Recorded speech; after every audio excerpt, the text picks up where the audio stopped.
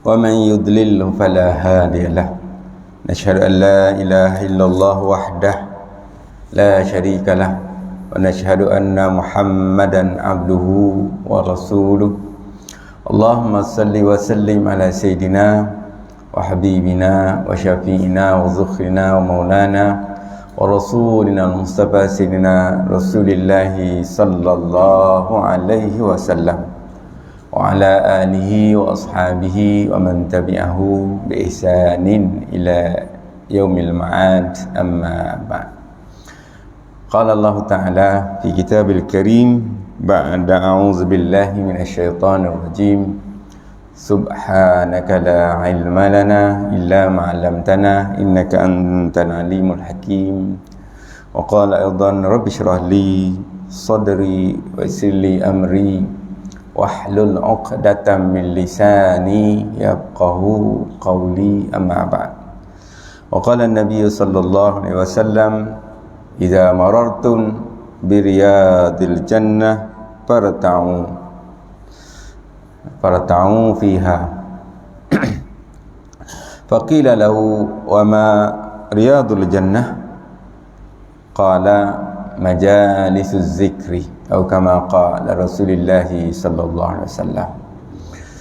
Alhamdulillah summa alhamdulillah wa syukrillah. Puji syukur, ta'zim kita kepada Rabbul Jalil Allah Subhanahu Wa Taala pada pagi subuh Ahad menuju ke pengakhiran Zulqa'dah kita dah. Dan insya-Allah kita akan datang menyambut Zulhijjah. Dan syukur jugalah saya pun miss banyak tak dapat bersama dengan para jemaah. Bermula ke Ramadan, kemudiannya Syawal pun tak ada, Zulqa'dah pun dah hujung. Tak apalah, akhirnya dapat bertemu dan juga bersama-sama dalam majlis ilmu. Dan yang saya ketara lama tak datang tu, yang belakang tu dah jelas clear. Datang duduk tak ada lagi, maknanya lama betul tu tak datang tu. Ni yang belakang ni dah dulu kan, dah cermin dan nampak ke terus ni. Alhamdulillah. Senang jemaah muslimin muslimat tetamu Allah Masjid Qaryah Kampung Lijing Hulu. Seperti biasalah, kan kita akan sedikit memberi peringatan untuk saya dan juga para jemaah. Khususnya kita bersyukur tadi kan, sebagaimana kita selalu dengar Rasulullah dan juga Allah Subhanahu Wa Taala memberi peringatan kepada kita, macam dibaca oleh imam kita Ustaz Talib, Allahumma a'inna ala zikrika wa syukrika wa husni ibadati. Kita minta pertolongan daripada Allah agar membantu kita. Ya Allah, tolonglah aku, tolong banyak-banyak kan, berilah kekuatan apa benda untuk berzikir, mengingati Engkau ya Allah. Kedua, bersyukur, wa syukri, bersyukur dengan nikmat-nikmat yang Engkau beri ya Allah. Takut bimbang kita ni terlepas. Dan juga pastinya memohon keelokan, wahus, kecantikan dalam ibadah, amalan-amalan kita. Sebab kadang-kadang amalan kita ni nampak zahirnya okey, tapi dalamnya, niatnya, hatinya, keikhlasannya wallahu a'lam, masing-masing tanya diri masing-masing lah kan, bimbang tu. Jadi kita minta biar dalamnya cantik, luarnya pun baik kan. Semoga kita dapat kebaikan daripada itu. Okay. Kembali juga kepada kesyukuran. Allah Subhanahu Wa Taala memperingatkan kepada kita dalam surah Luqmanul Hakim, atau surah Luqman lah, tapi kisah tentang Luqmanul Hakim. Walaqad ataina Luqman al-hikmah anishkur lillah wa man yashkur fa innama yashkuru li nafsihi wa man kafara fa innallaha ghaniyyun hamid. Sewaktu Allah berfirman, menyatakan, sungguhnya kata Allah, aku telah kurniakan atau memberikan kepada Luqman akan al-hikmah. Hikmah ni kita sebut sebagai silaji kebijaksanaan. Hikmah ke orang kata keluarbiasaan dalam memahami antara kehendak dan juga kepentingan masyarakat dan juga cara menyelesaikan sesuatu dengan begitu cantik ataupun baik. Ramai orang bijak, betul. Kadang-kadang kita dapati atas dunia ni orang cerdik ramai. Tengok dalam media masa kita penuh orang cerdik, tapi duk berdebat panjang kerjanya kan. Gaduh panjang. ABC macam-macam duk gaduh kerja dia. Cerdik. Hujahnya bersepah-sepah, orang kata orang boleh buat keluar. Ambil tu ambil ni. Tapi gaduh kerja dia. Cerdik dah. Tapi kebijaksanaan nak menyelesaikan, nak cari kebaikan untuk ummah tak berapa nak jadi. Kan? Sebab itulah luar biasanya Luqmanul Hakim, Allah beri kepahaman yang tinggi kepadanya, kan? Hikmah. Dan yang keduanya kata Allah, aku kurniakan kepadanya juga anishkur lillah, untuk bersyukur dengan Allah. Kalau kita fikir, walaupun dengan sesederhana mungkin kehidupan kita, sesimple ataupun sekadarnya hidup pun bersyukur, kan? Kita ni kadang-kadang banyak dah Allah bagi, syukurnya yang tak berapa nak banyak. Kan? Itu yang jadi masalah dengan kita. Syukurlah, anishkurillah. Sebab apa? Allah ingat kepada kita, man yashkur fa innama yashkuru li nafsih. Barang siapa yang bersyukur, sebenarnya dia bersyukur untuk dirinya, kembali kepada kepentingannya sahaja, tidak kerana yang lain, bukan kerana Allah, kan? Allah tak penting pun pada hakikatnya, in principle, kan? Pada prinsipnya tak ada apa-apa keuntungan untuk Allah kalau kita bersyukur pun untuknya, untuk kita. Sebab itu dia kata balik pada diri kita, paling nafsi. Kalau kita tak bersyukur, aman. Kalau kata yakfur, kalau kita kufur pun ataupun kafar, Allah Maha Kaya. Fa innallaha ghaniyyun hamid. Allah Maha Kaya, tak perlu kepada apa yang kita syukurkan itu. Jadi sama-samalah kita mengambil sedikit manfaat. Terutamanya syukur kita tadilah jugalah mengingati Allah dengan berada dalam majlis ilmu, macam hadis yang saya bacakan tadi, iza maratun biliyadil jannah fartau fiha, kan? Kalau kamu lalu ada majlis ilmu atau ada majlis zikir, rebutlah, dapatkanlah, kan? Sehingga sahabat tanya, wa ma riyadul jannah, apakah yang dikatakan taman-taman syurga? Itu ialah majalis az-zikr, majlis ilmu. InsyaAllah sedikit daripada perkongsian untuk kita. Sebab kadang-kadang kita duk sibuk urusan orang lain, kan?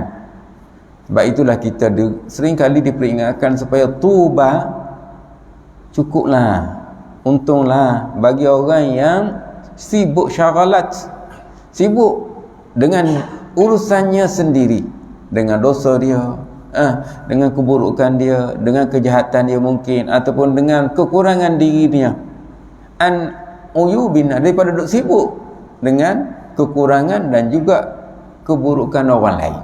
Duk tengok, orang kata seperang, tahu tak, teropong.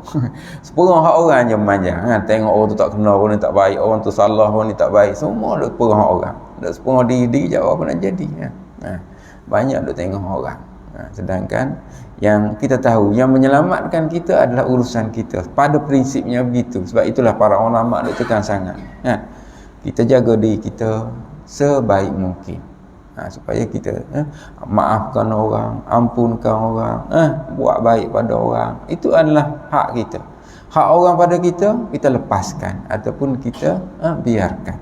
Tak payah nak fikir orang buat dosa kepada kita, kita maafkan. Orang buat silap pada kita pun kita maafkan, supaya kita jadi tenang. Supaya kita dapat kebaikan daripada amalan kita. Kalau boleh buat macam ni, insya-Allah tenang dunia ni, kan? Aman damai. Tapi yang senang cakap lah kata orang, betul lah betulnya, kan? Cakap mudah, Ustaz, nak buat yang susah. Betul lah, tu kita pun lakui. Itu adalah sifat kita manusiawi. Tapi kalau kita tak sibuk sangat dengan urusan-urusan orang yang tak berkait sangat kita, ada benda yang berkait itu kita kena ambil berat lah juga kan, bertanggung amanah kita yang diberi, tanggungjawab kita yang orang minta kita buat, yang kena tengok jugalah, bukanlah kata semua benda. Tapi yang tak berkait dengan kita, yang kita duk sibuk nak ambil tahu. Seperti mana juga mungkin para jamaah dah sebut pasal Luqmanul Hakim tadi kan, cerita pasal Luqman dan anaknya dan juga tunggangannya kan, keldai atau bagal dia kan. Dia sama yang saya sebut kan, dia dua beranak ni bawa tarik ataupun ada keldai. Lalu satu tempat mula-mula kedua-duanya naik kedai ni kan, naik dua-dua kan. Orang kata ish apalah, dua orang naik kedai tu kecil kan, kesian patah pinggang. Dia dengar orang cakap, dia pun tak jadi dia pun seorang naik, anak dia naik kan, anak Luqmanul Hakim naik kan. Luqman tarik kan. Lepas tu orang bunyi juga, orang kata apa, ish dia kata. Orang tua ataupun ayah tarik anak yang muda duduk atas. Tak betul ni, kesian kan. Orang tua lah patut naik sepatutnya kan. Orang muda berjalan lah, dia kuat. Dia dengar tu, dia pun tukar naik pula Luqman kan. Anak dia tarik, anak dia masih muda lah. Sebab dalam ayat lepas pada tu yang saya baca tu, wa idh qala Luqman libni wa huwa ya'izuhu ya bunayya la tusyrik billah kan. Sambung lagi inna syirka la zulmun azim, cerita tentang Luqman dan anaknya kan. Luqman naik, anak dia tarik. Lalu kawasan orang kata ish dia kata, apa ke benda lah ni kan. Anak muda ataupun anak yang masih remaja kecil kan, tarik. Orang tua pula naik. Tak betul lah ni, sepatutnya anak lah yang lebih kecil tu naik. Orang kata juga, dia tarik lagi, akhirnya kedua-duanya tarik, jalan kaki dua-dua. Baral ataupun kedai ni dibiarkan jalan, tarik je. Lalu orang kata ish kesian, dia kata. Kenapa yang tak berapa cerdik sangat ni? Kedai ada, dua-dua tak naik. Kan? Dua-dua tak naik, duk biar je kan. Itu kan juga membazir. Apa jadinya? Semua benda tak kena kan? Pertama tak kena, dua tak kena, tiga tak kena, empat tak kena. Kalau nak dengar cakap orang, selagi mana kita buat yang betul. Jadi kita buatlah yang baik dan betul dari sudut syaraknya, dan benda tu baik, insya-Allah. Jangan duk tengok sangat, bukan kata tak boleh tengok, tapi jangan jadikan kata-kata dan juga cakap-cakap orang merosakkan kita dengan amal-amal yang kita nak buat. Sebab setengah kita duk sibuk dengan kata-kata dan cakap-cakap orang. Bila kita duduk punya fikir pasal semua nak sebab orang, jadi rosak kita punya kerja.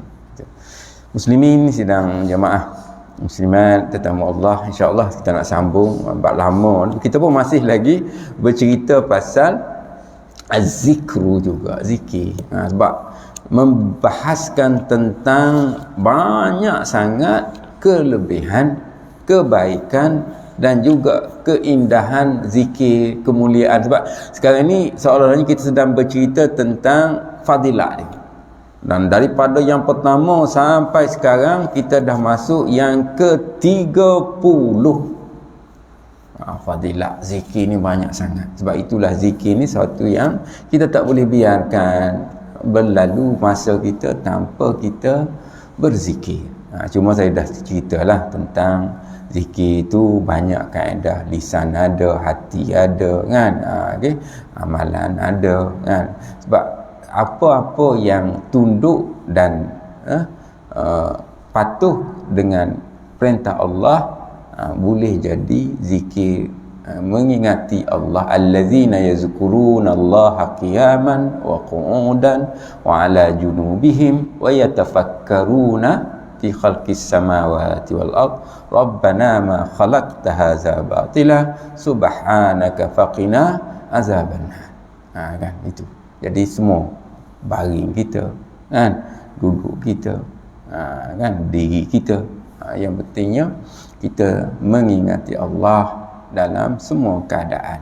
Jadi faedahnya amat besar dan banyak yang sedang kita katakan.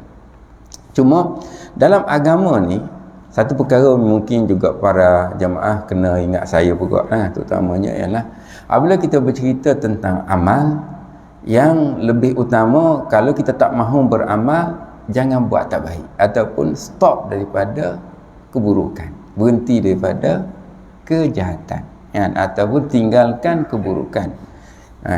Kalau kita buat amal, peringkat awal sebenarnya lebih utama menahan diri daripada melakukan keburukan, maksiat itu dulu, sebelum bergerak buah amal.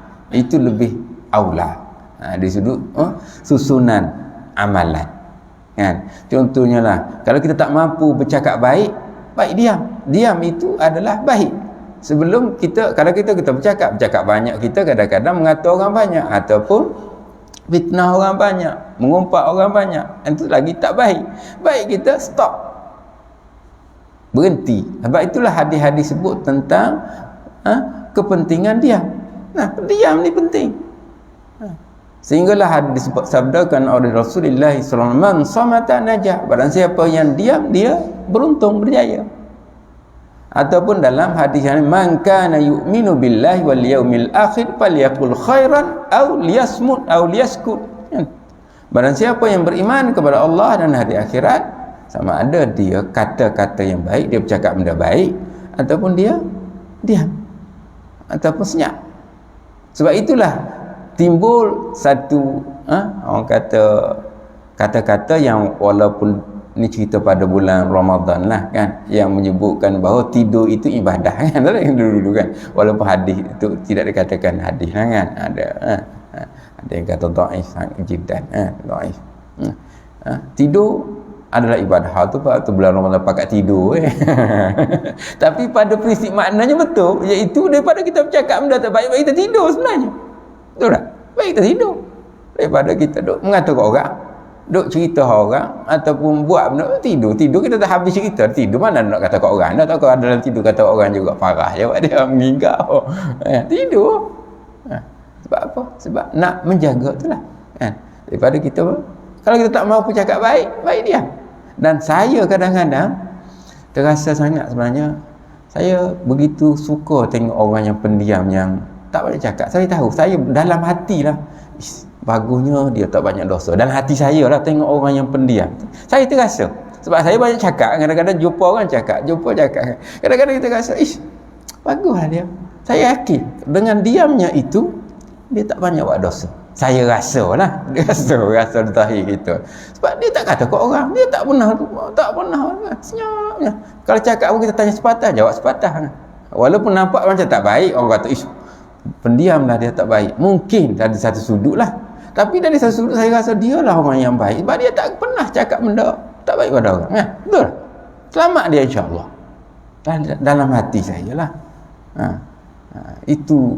Tapi hakikatnya agama sebenarnya suruh kita ni juga bercakap. Bukan saya kata, jadi pakat diam lah Ustaz, tidak juga. Tapi nak jaga, Rasulullah bercakap, suruh bercakap, tapi bercakap yang baik. Falyaqul khairah. Itu cakap hak baik tu. Itu je bezanya. Tapi bila orang nak bercakap tak baik, orang nak mengumpat, dia pun angkat tangan minta maaf. Itu nak jaga yang payahnya, kan. Kalau boleh jaga, duduk sembang kawan-kawan kedai kopi ke apa semua, dengar saja orang mula nak cerita benda tak baik, ataupun nak sembang benda yang boleh membawa kepada fitnah ke apa, mengumpat, dia pun minta maaf. Itu isunya boleh. Sebab cerita saja kepada para jemaah, kan, kadang-kadang kita, apabila kita bercakap baik ni, manis muka cakap baik ini, Allah bagi rezeki, tuan-tuan. Sebenarnya saya sebut bulan ni pun kadang-kadang kita yang tak sedar. Kita tak sedar. Saya hari Jumaat lepas, contohnya lah, kan, pergi buat pasport lama nak mati, kan, dah PKP ni tak berjalan ke mana, 3 tahun tak pergi ke mana, ni adalah nak berjalan sikit lah, dah lama duduk kat rumah, kan, dah negara-negara, nak keluar sikit lah, kan. Jadi mula-mula buat online tu tak selesai, dia hantar balik, encik kena datang juga ke cawangan Kajang lah, di stesen bah tu kan. Kajang tu kena pergi lah kak. Hari Jumaat atau hujan pun pergi jugalah kan. Naik motor basah. Basah. Nah, hujan nak tunggu hujan berhenti tak berhenti hari tu kan. Hujan hari Jumaat tu tak berhenti. Pagi orang pergi jugalah sampailah belum pukul 9 lah, tapi dah lewat agak sikit basah kan. Beratur ambil nombor dulu kan. Lepas ambil nombor dah lambat, memang tahu lambat lagi kan. Kita pergi minum. Pergi minum depan saya tu kebetulan ada non muslim Cina, dia nak buat pasport untuk anak dia. Jadi perangai suka tegur ni ada daripada dulu, okey. Boleh saya duduk kan, nampak ada meja duduk sebelah dia kan, ada kursi kan. Okey, sila-sila. Lepas tu boraklah kan, tanya khabar daripada mana bla bla bla bla kan. Biasalah. Kan, walaupun taklah banyak tapi cakaplah patah kan sebagai ya. Lepas tu dia pun selesai, dia dah duduk dah kan, nak cerita sajalah ya. Cerita dia pun nak keluar, dia pun saya bayar ni, ceritanya bagus juga. Dia pun tolong bayar saya makan ya. Nak ceritanya bermanis munduk ni kadang-kadang bawa rezeki. Apa tidak selamat juga RM45 kan. Kalau nak cerita minum dengan makan sikit-sikit tu ada RM45 kan. Itu bagus kan. Jadi ada kebaikan dari sudut bermanis modok ni kan. Itu dia. Tapi dari sudut tadilah nak cerita ni, kalau kita dapat kawal Allahu Akbar, jauh lebih bermakna. Jaga, sebab mulut ni lah yang merosakkan kita banyaknya. Sekarang ni tangan, dulu je mulut banyak kan. Okey, kita sambung. Saya berhenti pada yang ke-30 dulu. Mungkin dah lama tak apalah, saya sambung lagi lah. Masih lagi saya sebutkan fadilah. Antara yang ditulis oleh Syekh kita, Syekh Abdul Samad Al-Falimbani dalam kitab Hidayatus Salikin ini, dia kata apa? Al-majlisus salihu minaz-zikri yukaffiru 'anil mu'min alfi majlisin min majalisis su'. Ni kebaikan majlis zikir. Tadilah dah macam hadis yang saya baca tu kan, majalis zikr tu kan. Sebab itu dikaitkan dengan raudhatun min riyadil jannah kan. Dikaitkan dengan taman syurga kan. Kalau rumah kita selalu ibarat kita pakai lah, kalau rumah kita depan rumah kita ada taman kan, syurga dan taman tu nya lah. Taman syurga adalah di dalam syurga lah, katakanlah luar syurga. Ya, itu dia. Maknanya itu kelebihan Allah nak bagi. Apa maksud dia? Bermula satu majlis yang salih, yang majlis yang baik lah kan.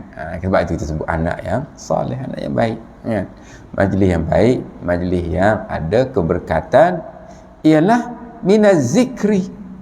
Majlis itu pastinya majlis ada zikir, mengingati Allah, mengingati Rasul, ataupun selawat kepada Nabi kita Muhammad SAW, pun majlis memperingatkan kita tentang agama Allah kan, suruh buat baik ya, suruh kita tambahkan kebaikan kita. Itu sebagai majlis minaz zikri, okey, iaitu majlis zikrullah. Kan? Ini kena selalu kita amalkan. Sebab kadang-kadang kita ni cerita umum, masa ada tapi nak mengingati Allah tu kadang-kadang susah. Sebab rasa berat kan? Rasa tak mudah untuk kita tambahkan zikir kan dalam kehidupan kita. Masa ada tapi kita gunakan untuk yang tak belum tentu ataupun kurang berfaedah ataupun tak berfaedah langsung kan. Senang ceritanya lah, kadang-kadang kita tengok filem TV ke wayang ke, tak kira lah majlis apa pun, apa-apa yang kita sebutkan sebagai benda yang menghabis satu, senang cerita bola kau, walaupun mungkin pada prinsipnya tengok bola itu harus kan, harus tengok bola, tak ada masalah apa kan. Tapi kadang-kadang tengok bola mungkin 1.5 jam, 2 jam habis masa. Saya lah terutamanya kadang-kadang tengok bola, tapi alhamdulillah ni dah lama musim bola habis tu okey sikit kan. Kalau tidak ada musim bola tu kadang-kadang habis masa jugalah, walaupun taklah sepenuhnya tengok, kadang-kadang tertidur ya pun banyaknya kan, tertidur yang depan TV tengok bola separuh, tengok kat rumah kadang-kadang tidur sebahagian besar ya, tengok sikit-sikit kan. Habis masa sebenarnya bukannya ada apa pun. Itu kena akui. Tapi kalau kita katalah 1 jam setengah 2 jam kita guna untuk zikir, baca Quran macam mana, lagi banyak faedah lagi banyak manfaat dia kan. Sebab solat ke kan. Kalau kita cerita kan, itu adalah di antara benda-benda yang kalau kita nak cerita solat 1000 rakaat ke, jangan main. Heboh malam ni sekarang orang duk cerita saja tu puan untuk yang minat baca yang dalam alam maya kan. Macam boleh lah solat 1000 rakaat. Macam-macam pandangan. Tapi para ulama dulu kalau kita baca ada kenyataan daripada mereka. Wallahu a'lam, cara mereka kan, itu adalah sesuatu yang kadang-kadang kata ada unsur luar biasa, khariqul adah yang dilakukan oleh mereka. Kita ni nak buat 4-5 rakaat pun susah hati itu masalahnya kan. Nak cukup hak qabliyah ba'diyah yang berbelah-belah 12 tu pun berat memanjang. Buatlah yang tu insya-Allah tak sampai 1000 tak sampai 1000. Nak cerita alamanya kan. Kemudian apa dia lagi, cerita alamanya sajalah. Kalau yang rajin-rajin search, tengok duk hantar berkait dengan apa dia, berkait dengan tingginya bangunan Fir'aun 15 km para penjamaah saja. Tak ada apa-apa, saya memang tak minat, nak sangat nak komen. Adalah salah silap sini sana, tapi ayalah begitulah kita manusiawinya kan. Tapi kepahaman kena kata tahulah kaedah dan sebagainya kan. Apa maksud binain ke bannain ke bacaan dalam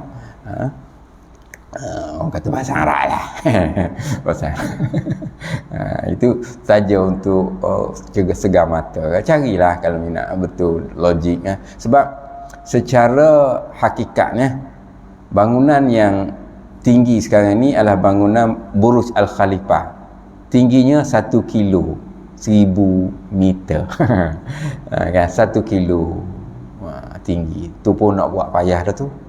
Dan hari ni katanya di Jeddah kerajaan Arab Saudi nak buat bangunan lagi tinggi 1.2 kilometer. Dak siap lagi baru nak buat tu pun payah nak buat tu puan, payah nak buat tu. Tidak mudah nak membina bangunan yang setinggi demikian. Kosnya hari ni lah kan terlalu tinggi lah. Tapi ialah ada duit buat lah contohnya kan. Tapi duk bertanding tak ada pasar kata orang duk bertanding. Tapi kan nak bina bangunan 15 kilo tak tahu nak mikir saja itu contoh hal-hal yang semasa lah untuk peringatan. Ataupun isu apa, isu kalau ada masalah selok kain tanya Rasulullah SAW saja kalau dia baca ini pun satu hal juga berpada-pada lah kata orang kan berpada-pada lah. Ada benda yang jadi uruf yang umum punya kaedah dan mungkin ada sedikit tetapi yang di luar, dan mungkin itu pun amat jarang berlaku dan terhad sifatnya atau khususiyah yang tak bukan urusan yang kita kata boleh kita fikir secara mudah begitu. Kalau tidak, mungkin para jamaah perasan sajalah untuk maklumat umum kan. Sewaktu Rasulullah SAW nak menghantar Muaz bin Jabal ke Yaman kan, apa yang Rasulullah tanya? Ini kita cerita fakta lah kan. Fakta lah. Tak mahu Rasulullah ada pun. Apa pesan Rasulullah kepada ya Muaz, kalau kamu jumpa dengan masalah, apa yang patut kamu buat? Kan? Tanya Rasulullah kepada Muaz. Maka Muaz jawab, aku akan rujuk, cari, dapatkan orang kata dia punya jawapan lah daripada kitabmu Al-Quran. Okey, selesai. Rasulullah tanya, kalau tak ada? Dalam arti kata tak ada, mungkin tak ada benda tu boleh tak ada. Maka jawab Muaz, aku akan cengok dalam sunnah hadis-hadismu. Cari dalam hadis. Kalau ada jawapan ataupun penyelesaiannya. Rasul tanya lagi, kalau juga tak ada, mungkin juga tak ada. Benda semasa. Maka jawab Muaz, aku akan berijtihad. Kalau begitu, selok kali tanya Rasulullah lah.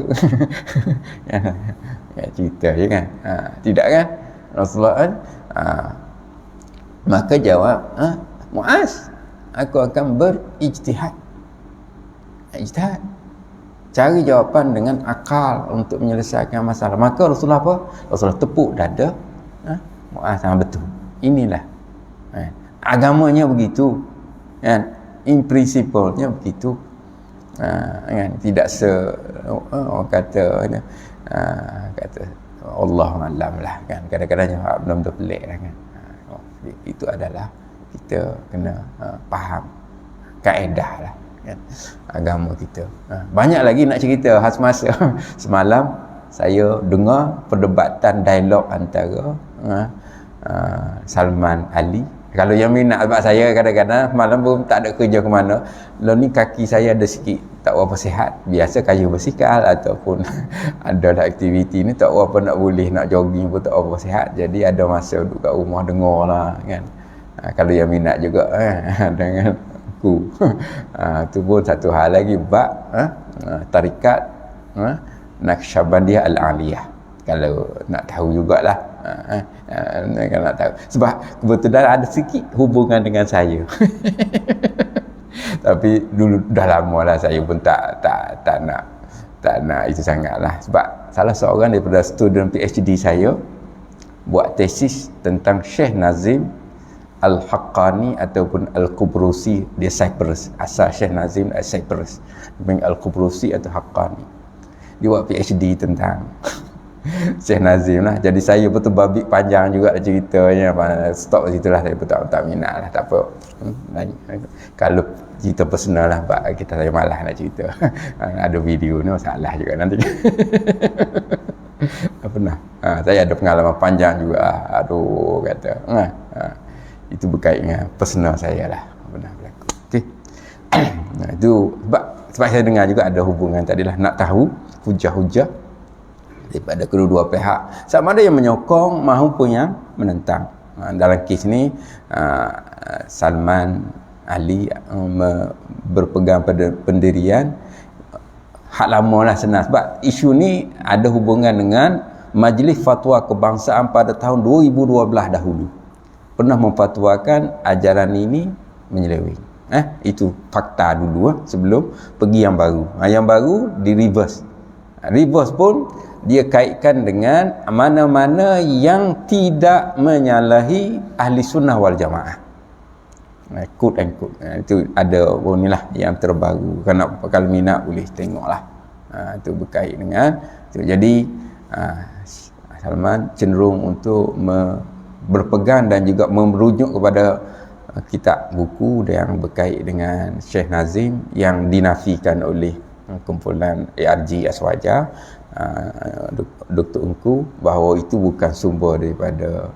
Tapi agak secara peribadi kita tengok secara atas tengah jalan lah ni, kita tidak melihat mana kiri kanan. Jadi dia tolak semua yang datang daripada orang kata pihak yang diambil daripada buku-buku rujukan oleh terutamanya Hisham Kabbani. Syah Kabbani pernah datang ke Malaysia beberapa kali, khususnya di Perak. Saya boleh cerita lah sebab PhD-nya bukan kerja senang benda tu. Student saya ni buat PhD, panjang ceritanya. Jadi itulah. Okay, Wallahualam. Saya minta maaf terlanjur kata tak nak orang kata kontroversi apa semua, tapi susah hati jugalah sebab melibatkan kita macam-macam. Okey. Saya sambung tak apalah tu, yang tu kalau nak tanya personal boleh kita cerita. Iaitu bermula satu majlis orang yang saleh daripada zikrullah, itu ialah iaitu perhimpunan orang yang bila kita sebut sebagai majlisus salih minaz zikri itu adalah majlis orang yang baik yang berzikir. Sebab itulah cerita pasal zikir ni kita tak nafikan. Katakanlah yang hari ini kadang-kadang kita ada tariqat. Ni saya cerita pasal tarikat. Nah, kita bukan anti tarikat, kita bukan tarikat betul. Alhamdulillah. Dan antara majlis tarikat yang buat yang baik adalah yang majlis zikir macam ni ramai-ramai kan. Buat kata kita panggil tahlil ke, la ilaha illallah tahlil. Jangan ingat tahlil, kita tahlil orang mati je. Bila mati amalan tahlil itu makna secara Melayu punya makna lah tu, tahlil Melayu tu kan. Tahlil umumnya lah la ilaha illallah. Bila siapa baca la ilaha illallah, tahlil lah tu sebenarnya. Sebab itulah lalu kita baca afdaluz zikri, semulia-mulia zikir, kata-kata man qala la ilaha illallah. Siapa yang berkata atau mengucapkan kalimah la ilaha illallah, afdaluz zikri tu. Qad aflaha man qala la ilaha illallah kan. Beruntung, berjayalah ataupun dapat kebaikan. Qad aflaha man, siapa yang ucap la ilaha illallah. Itu adalah yang kita kena tahu dari sudut makna dengan adab. Bila sebut tahlil Melayu ni memanglah jom malam ni tahlil. Tahlil kita rumah kan. Itu betul lah ada tahlil, tapi itu terlalu kata khusus dengan maksud tersebut. Tapi tahlil umum dalam arti kata zikir umum yang kita duk sehinggalah ini pun masalah daripada zikir umum la ilaha illallah tak masalah kan. Allah ada orang terima lagi, tapi kalau masuk bab dalam lagi ha tu masalah pula, tu bergaduh pula lepas tu. Ini cerita apa kau boleh pun jadi macam-macam. Hu satu hak. Tapi kalimah Allah saja umumnya orang kata okey lagilah. Tapi masuk ke dalam tu ada kumpulan yang setuju. Itu susah jugalah. Kita pun dengar je.